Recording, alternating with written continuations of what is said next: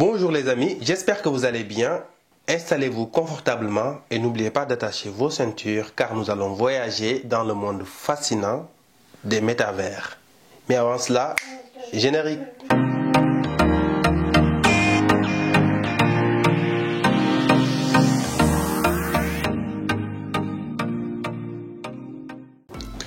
Pourquoi Facebook a changé de nom?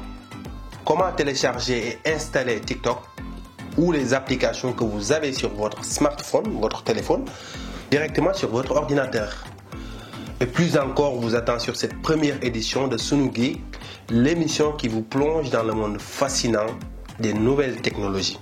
Je suis très heureux aujourd'hui de vous retrouver dans votre plateforme Média Badola pour parler futur. Oui, aujourd'hui nous allons parler futur et nouvelles technologies. Si ce n'est pas encore le cas, n'hésitez pas à vous abonner sur notre chaîne et à activer la cloche.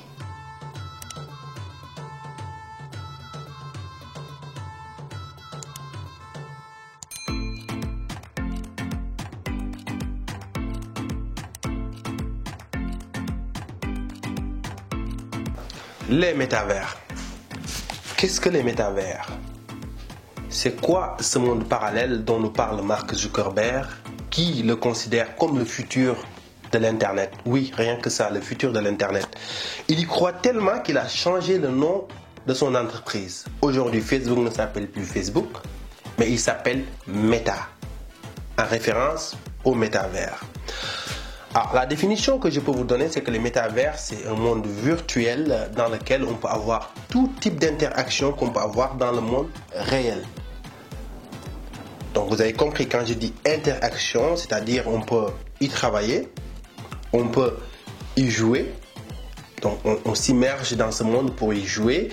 On peut aussi y rencontrer des personnes, visiter des boutiques, visiter des musées, voire même je peux rester chez moi, aller à Gorée et visiter la maison des esclaves, etc., etc.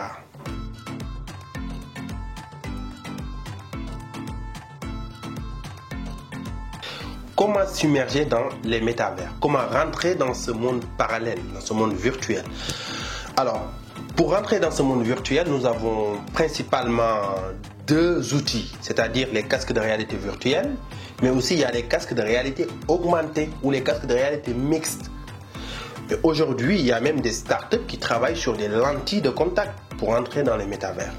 Alors, en ce qui concerne les casques de réalité virtuelle, il y a le lancement, en tout cas la première commercialisation de casques de réalité virtuelle, c'était en 2016 avec l'Oculus Rift. Oculus qui est une entreprise que Facebook a rachetée aujourd'hui. Donc Oculus fait partie maintenant de Facebook, du groupe Facebook. Donc leur casque Oculus Rift, c'était le lancement en tout cas de la commercialisation du premier casque de réalité virtuelle, en tout cas pour le grand public. Après cela, il y a HTC Vive quelques mois après. Donc HTC qui a lancé son HTC Vive. D'ailleurs, c'est le seul casque moi que j'ai pu essayer personnellement. Et ouais, je vous avoue que l'expérience a été très bluffante avec le casque, comme vous le voyez dans les photos. Voilà, je montais, en tout cas, j'étais en train de monter sur des escaliers. Je rentrais dans des pièces, je sortais et c'était plutôt bluffant, même si bon, c'était pas non plus comme aujourd'hui. Aujourd'hui, quand même, ça commence à se développer encore davantage et la qualité est encore là parce que bon, les visuels, il n'y avait pas assez de qualité dans les visuels, même si on sentait en tout cas l'immersion, on se sentait dans un autre monde, bien entendu, mais quand même. Ça restait parce que puisque bon, on ne pouvait pas y rester très longtemps, etc. Aujourd'hui, ça commence à se raffiner, si on peut dire.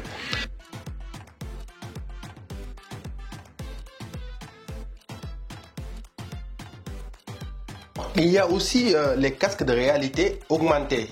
Et je pense que, en tout cas, ceux qui s'intéressent aux nouvelles technologies savent déjà qu'il y avait les Google Glass, même si c'était un flop commercial.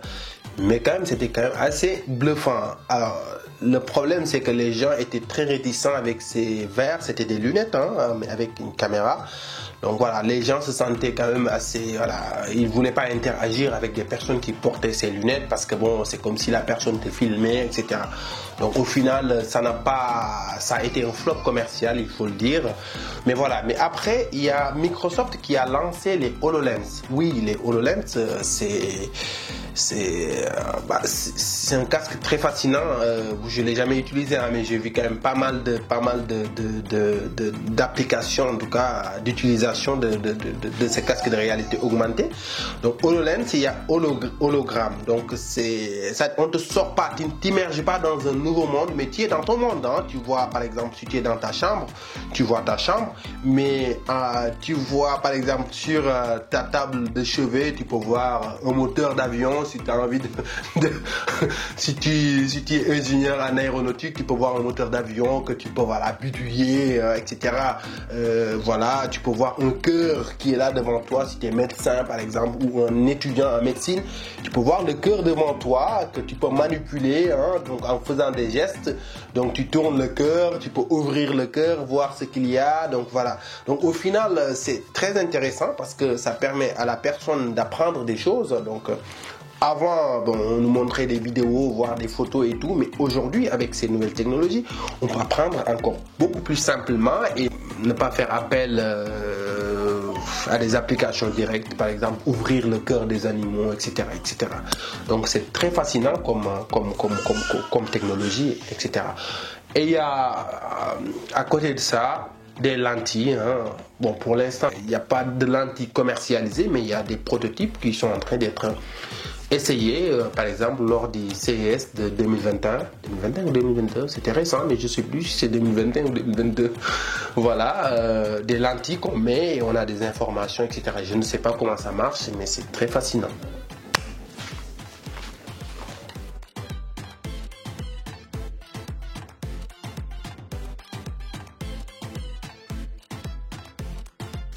Les acteurs du métaverse. Alors aujourd'hui, il faut savoir que tous les géants de la tech américaine, que ce soit Google, Facebook, bref les GAFAM, ou bien les GAMAM, hein, parce que GAFAM, le F signifiait Facebook, mais aujourd'hui Facebook change de nom, il s'appelle Meta, on en reparle tout à l'heure. Donc voilà, tout le monde se lance maintenant dans le futur de l'Internet, comme dit Mark Zuckerberg. Il n'y a que le patron de Tesla et de SpaceX, Elon Musk, qui n'y croit pas. En tout cas, c'est ce qu'il dit. Je ne sais pas ce qu'il fait derrière, puisque parfois ils nous disent des choses, ils font le contraire. Donc tout le monde se lance maintenant dans ce secteur. Mais il faut admettre que c'est Facebook aujourd'hui qui a popularisé même le mot métaverse. Puisque le 28 octobre dernier, lors de la conférence Connect de Facebook, la conférence annuelle du groupe Facebook, Mark Zuckerberg, le patron de Facebook, a décidé complètement de changer le nom du groupe. Alors le groupe s'appelait le groupe Facebook au départ, mais aujourd'hui le groupe s'appelle Meta, en référence au métavers. Donc vous voyez le changement de cap de Mark Zuckerberg du groupe Facebook, aujourd'hui Meta, voilà. Et ils investissent plus de 10 milliards de dollars, je pense par an. 10 milliards de dollars, c'est plus que le budget du Sénégal. Donc 10 milliards de dollars, c'est pas rien. Mais aussi, ils sont en train de recruter un peu partout dans le monde, surtout en Europe, 10 000 personnes. Donc vous voyez qu'ils y croient, surtout Mark Zuckerberg, ils croient vraiment que l'avenir, ce sont les métavers, quoi. Alors, juste une petite précision, il faut savoir que Facebook, quand je dis le groupe Facebook, c'est pas forcément le réseau social. Le réseau social ne change pas de nom. Donc le Facebook que vous connaissez, que vous utilisez pour partager des photos, discuter avec vos amis, etc., ne changera pas de nom, va rester Facebook. C'est le groupe, la maison mère.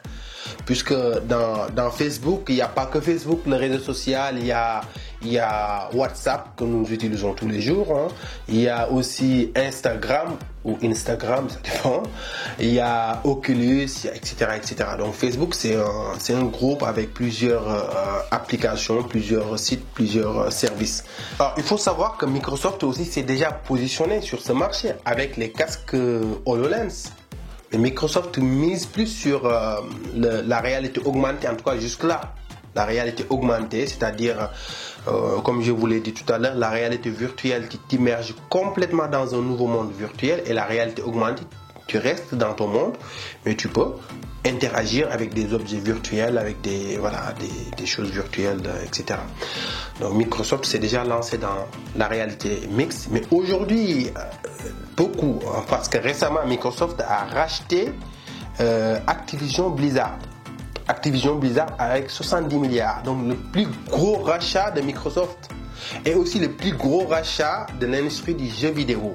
Alors les spécialistes disent que ce rachat n'est pas seulement pour les jeux vidéo, même si Microsoft aujourd'hui se positionne pour être avec son Game Pass, donc je vous parlerai de jeux vidéo si vous voulez, se positionne comme le leader, en tout cas il veut avec son Game Pass être le Netflix du jeu vidéo. On en reparle si vous voulez.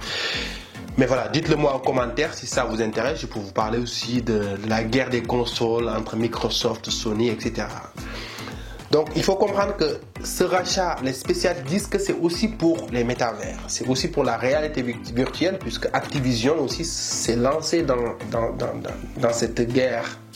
Il y a aussi Alphabet, la maison mère de Google, qui se lance aussi qui s'est déjà lancé avec les Google Glass, donc qui a été un flop commercial bien entendu, mais aujourd'hui on parle d'un nouveau projet de réalité virtuelle ou augmentée, mais en secret, donc chez Google ou chez Alphabet. Mais pour l'instant, on ne connaît pas trop ce projet, mais on sait que des rumeurs parlent de ce projet, de l'existence de ce projet qui doit être même commercialisé en 2023, donc l'année prochaine. On verra bien ce que l'avenir nous réserve. Donc voilà, c'est tout ce que je peux vous dire aujourd'hui des métavers, qui est un sujet très fascinant, donc, parce que c'est le futur, on ne sait pas. Pour l'instant, on en parle avec beaucoup d'excitation, mais on ne sait pas ce que ça nous réserve. On passe à notre deuxième sujet, Windows 11.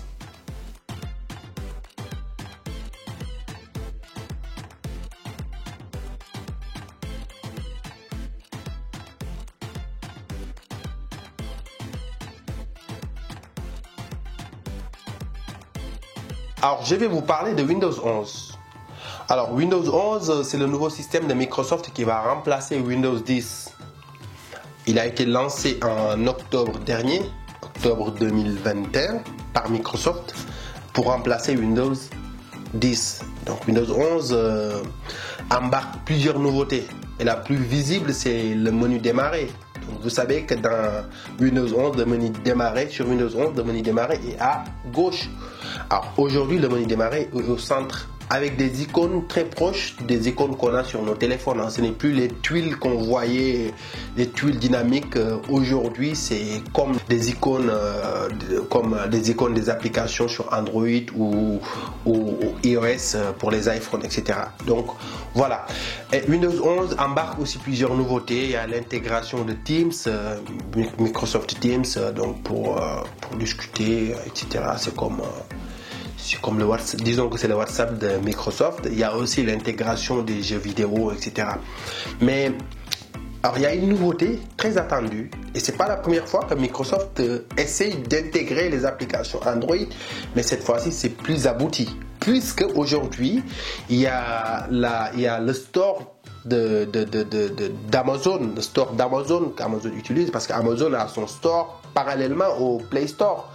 Donc Amazon Store qui est aujourd'hui intégré dans le store de Microsoft. Il suffit de vous identifier avec votre adresse mail, avec votre identifiant en tout cas, et votre mot de passe Amazon pour accéder au store d'Amazon, donc pour accéder aux applications Android comme TikTok, etc. On peut les installer sur son ordi et les utiliser comme si on les utilisait sur son téléphone. C'est une nouveauté, en tout cas dans Microsoft, puisque oui, Windows 10 c'était un très bon système, très stable et tout, mais le Microsoft Store a été quand même très critiqué, puisque déjà c'était pas accessible, donc parfois pour télécharger une application c'est casse-tête, pas possible. Mais aujourd'hui, avec l'intégration, ils veulent mettre en avant leur store, et que les applications qu'on utilisait, même les applications, les logiciels .exe ou bien .msi qu'on installait, aujourd'hui tout sera intégré dans le Microsoft Store. Donc voilà, il y a plusieurs nouveautés du Windows 11 Si cela vous intéresse, dites-le moi en commentaire. Je peux vous faire une vidéo spécialement dédiée à Windows 11, les nouveautés, etc. Et je vous expliquerai aussi comment l'installer sur son ordi, parce que bon, aujourd'hui, il y a un logiciel qui te permet de savoir si ton ordi est compatible ou pas. Mais bon, après, il y a toujours aussi une manière de contourner ce logiciel, etc. Donc, si ça vous intéresse, dites-le moi en commentaire et je vous en parle. Et maintenant, on passe à l'astuce du jour. L'astuce du jour, c'est comment mettre un texte en gras sur WhatsApp. Par exemple, j'ai envie d'écrire un texte ou une expression ou un mot, mais je veux le mettre en gras, plus grand. Qu'est-ce que je fais? C'est très simple. Il suffit d'encadrer le mot qu'on va mettre en gras avec deux astérix, deux étoiles. Donc je les encadre, ou bien le texte lui-même, ou voilà, en tout cas ce que je veux mettre en gras, je l'encadre avec deux étoiles. Et une fois que c'est encadré, je l'envoie et c'est en gras. Ce tout premier numéro dédié aux nouvelles technologies est terminé aujourd'hui. Dites-moi ce que vous en pensez. Si cela vous intéresse, vous me le dites. Sans langue de bois, dites-moi ce que vous pensez des illustrations, de la présentation, du montage, de tout ce que vous voulez. Parce que ça nous aide à nous améliorer pour de nouvelles, pour les autres émissions, etc. Donc n'hésitez pas à nous dire ce que vous en pensez. Si cela aussi vous intéresse, si vous avez aimé notre travail, n'hésitez pas à nous laisser un pouce, de vous abonner et de nous laisser le pouce bleu. Ça nous encourage et ça nous fait du bien et ça nous pousse aussi à vous proposer davantage de contenu. Sur ce, je vous dis à très bientôt et vive notre passion des nouvelles technologies.